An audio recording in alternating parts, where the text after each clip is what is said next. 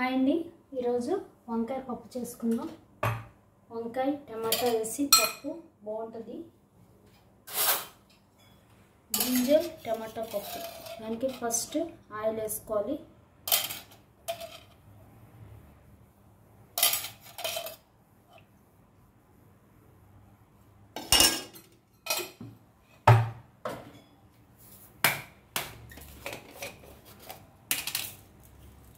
అందులో కొంచెం మినపప్పు,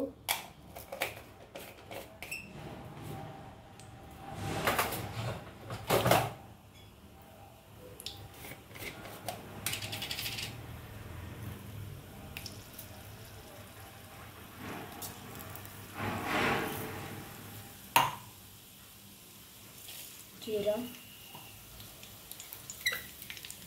ఆవాలు,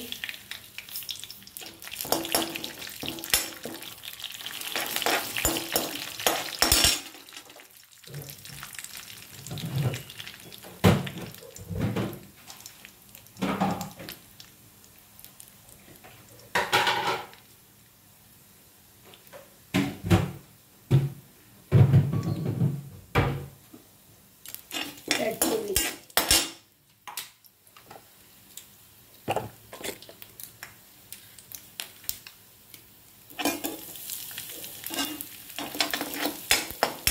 అలాగే ఇంగువ.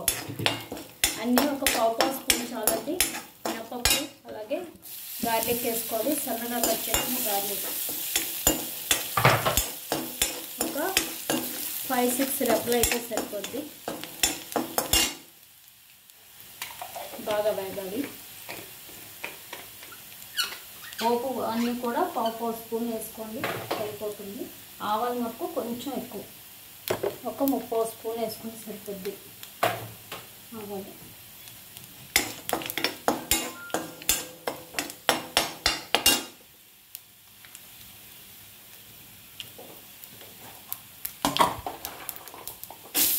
ఇందులో ఆనియన్స్ వేసుకోవాలి.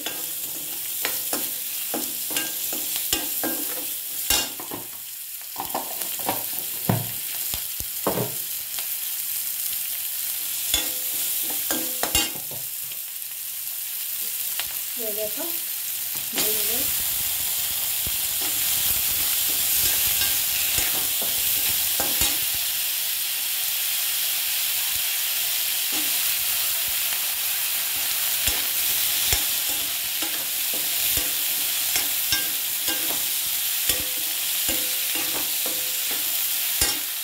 అలాగే టమాటో, గ్రీన్ చిల్లీ,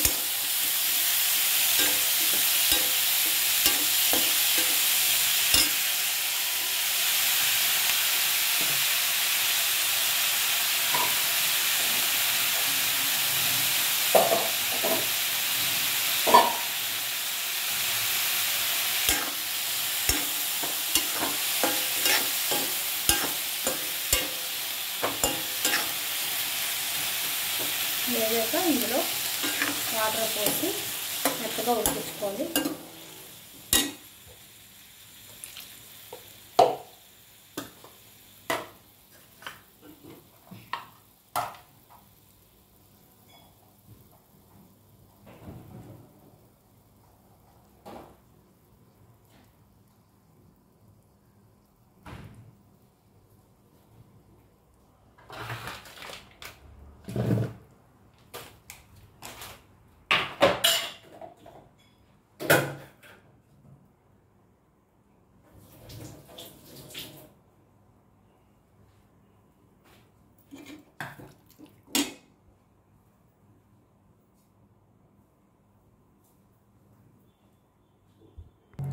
ఇందులో కొంచెం టర్మరిక్ పౌడర్ వేసాను, టర్మరిక్ పౌడర్, అలాగే కొంచెం రెడ్ చిల్లీ పౌడర్.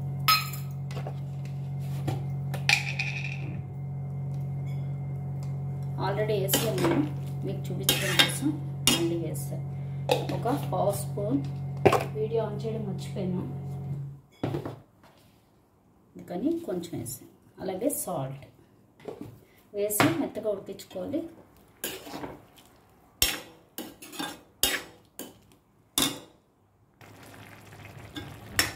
చూసారు కదా, ఇలాగా ముక్క మెత్తగా ఉడుకోవాలి, టమాటా కూడా మెత్తగా ఉడకాలి.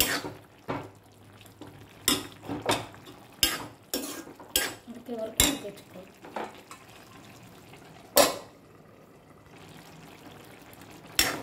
చూసారు కదా, ఇలాగా చక్కగా మెత్తగా ఉడికిపోయాక ఇప్పుడు ఇందులో మనం పప్పు వేసుకోవాలి.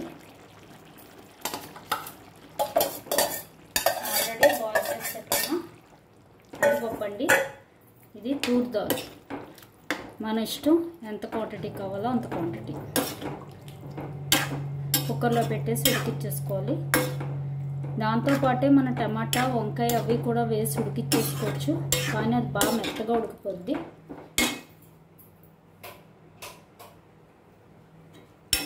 అందుకోసం ఇలాగా ముందు పప్పు ఉడికించేసి ఇలాగా వేసుకుంటే మనకి పప్పు మెత్తగా అయిపోదు.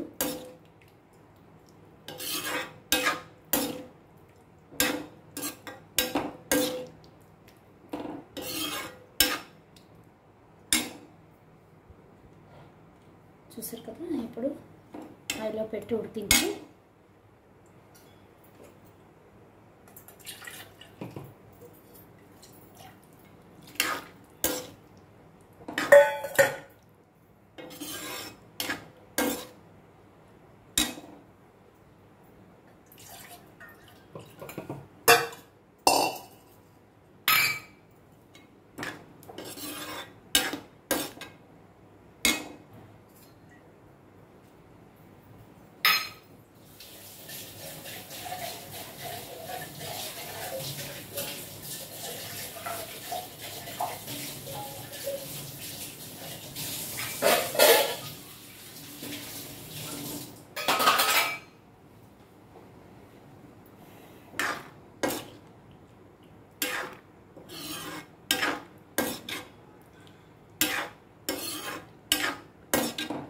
కావాలనుకున్న వాళ్ళు ఇందులో జింజర్ కూడా దంచేస్తే బాగుంటుంది. ఇలా ఉడుకుతున్నప్పుడు కరివేపాకు, కర్రీ లీవ్స్ వేసుకోవాలి.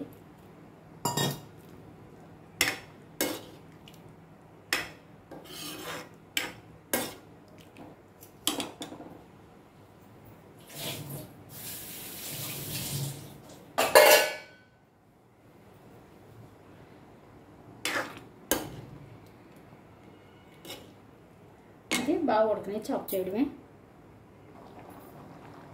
చూసారు కదా, ఇలా ఉడకనిచ్చి సిమ్లో పెట్టి ఇంకొంచెం దగ్గర ఉడకనిచ్చి ఆఫ్ చేసేయడమే.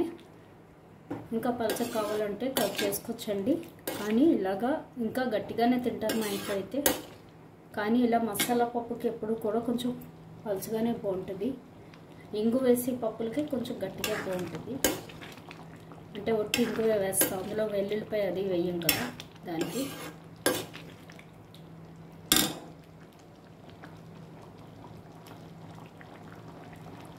ఇంతేనండి, టమాటా వంకాయ పప్పు రెడీ. ట్రై చేయండి, చాలా బాగుంటుంది వంకాయ పప్పు. Thank you, bye.